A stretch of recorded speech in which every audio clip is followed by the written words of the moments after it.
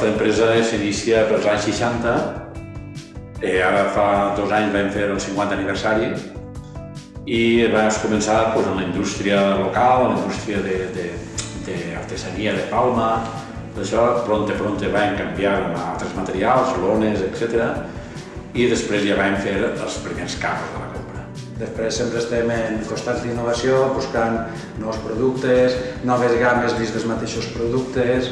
En la nostra família totes som molt pedregueros, ens sentim molt de sí i inclús hem tingut alguna volta alguna possibilitat d'anar al món d'aquí. A vegades que tenien que podríem anar al món d'aquí.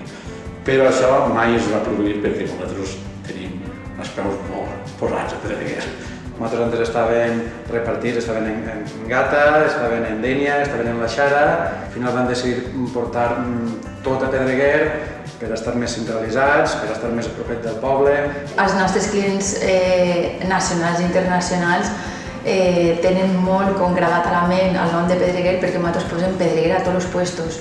En la nave, per als que passen per l'autopista, es posa Pedreguer. En els catàlogos, en els folletos, en els magazins, en les etiquetes del carro que viatgen per tot el món. Un dels dissenys, concretament, que es va fer en una col·lecció va ser la cúpula de l'església de Pedreguer.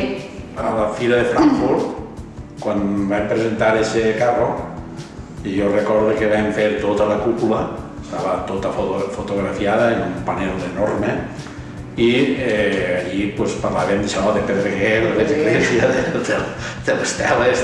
A l'aniversari dels 50 anys vam portar a molts clients internacionals que van vindre ací a conèixer l'empresa i a conèixer el poble. El fet de que nosaltres diguem som de Pedreguer no és que nosaltres vulguem fer campanya de que som de Pedreguer en aquest sentit, sinó que li traguem rendiment. Quan tu dius Pedreguer, som benvinguts, som admirats com a empresaris i com a dir soc de Pedreguer no és que fas un favor a Pedreguer, sinó que te'l fas a la teva empresa en el sentit de que vens el producte a la marca Pedreguer.